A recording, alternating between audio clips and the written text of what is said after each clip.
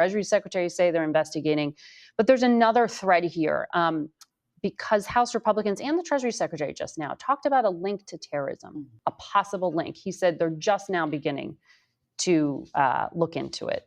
How confident are you that that's a false claim? I'm pretty confident at the moment because there are people who have been prosecuted and who have been sentenced. If there was a linkage in that the money that they had stolen going to terrorism, then that is a failure of the FBI and our court system in not figuring that out and basically charging them with these charges. They say that worse than the crime is the person that covers up the crime. And it's clear that Ilhan Omar is lying about something here. I don't know about you, but it's getting more suspicious day by day. Here she is in an interview on CBS News. She gets very defensive. She tells a lot of lies against the United States. Let's listen to this interview, and I'm interested to hear what you guys have to think about it. So please leave your comments below, and don't forget to subscribe to this channel. Talk to you on the other side. And we're joined now by Minnesota Democratic Congresswoman Ilhan Omar. Welcome to the program. Thank you, Margaret. We have a lot to get to with you, but I want to pick up on where the Treasury Secretary just left off. He alleged that people who were tied to you or your campaign were involved in this broad, brazen scheme to rip off the Minnesota state welfare system. Do you want to respond to that? Do you know what he is referring to? I really don't, and I don't think the secretary himself understands what he's referring to. We obviously had people who were able to donate to our campaign that were involved. We sent that money back a couple years ago.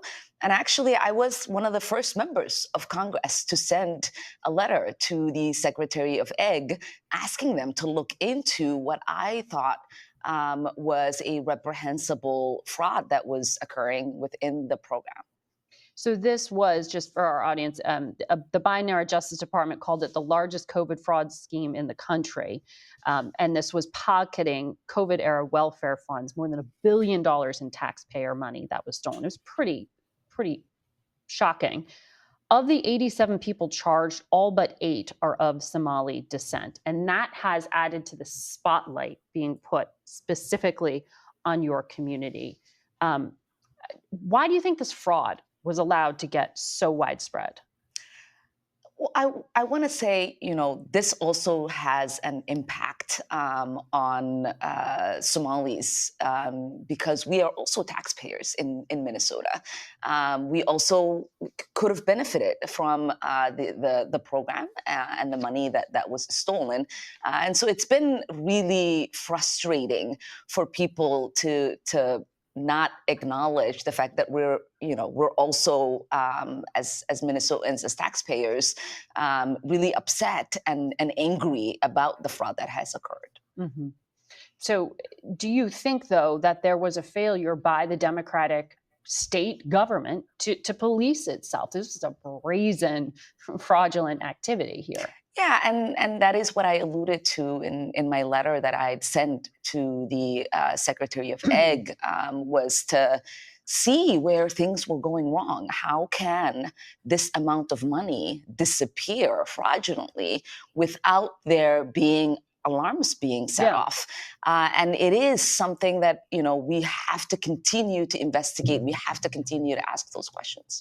Because, as you know, one of the initial defenses by the organization at the heart of the fraud, Feeding Our Future, was to claim the probe was due to racism.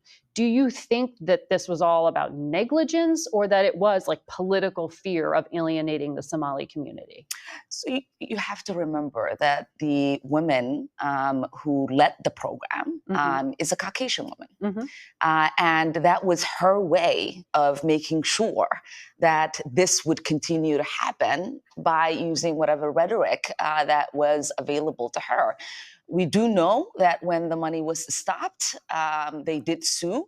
The AG, Attorney General Keith Ellison, defended the department in that lawsuit. It was a judge that said it should continue, that money should continue to go out. And so this wasn't something that people were not looking at. There was always those alarms, and we will continue to understand where things might have gone wrong as these investigations continue and as these fraudsters are prosecuted and sent to jail. Well, it's going to have impact for your community, because we've already heard that the head of Medicare and Medicaid say they're going to have a new policy that applies to Minnesota. You heard the Treasury Secretary say they're investigating.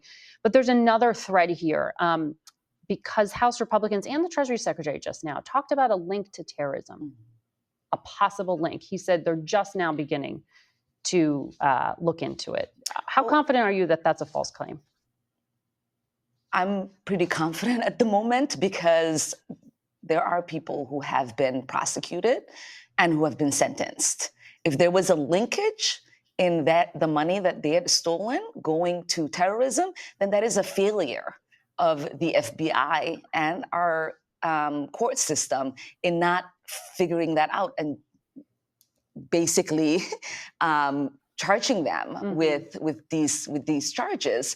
And so I do know that for many years, this sort of like alarm that there is money being transferred through the airport in bags and going to terrorism that accusation has always existed. There's never been here and there in those accusations.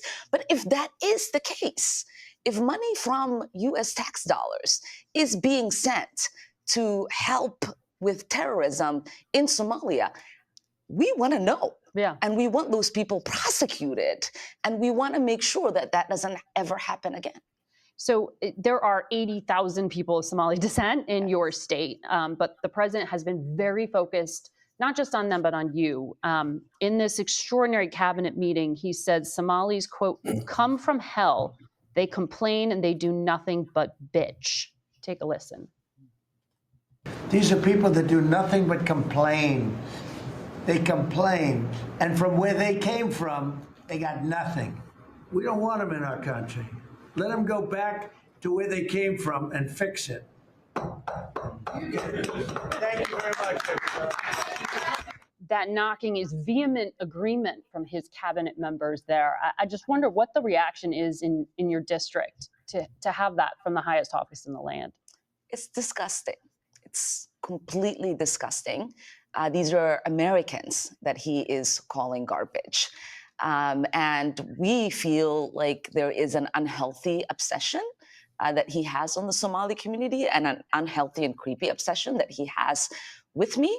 I think it is also really important for us to remember that this kind of hateful rhetoric and this level of dehumanizing can lead to dangerous actions by people who listen to the president. Well, ladies and gentlemen, this is a woman who spends most of her career dehumanizing Jews, saying they hypnotize the world. It's all about the Benjamins, baby. This is an absolute anti-Semite who hates Jews, hates the state of Israel.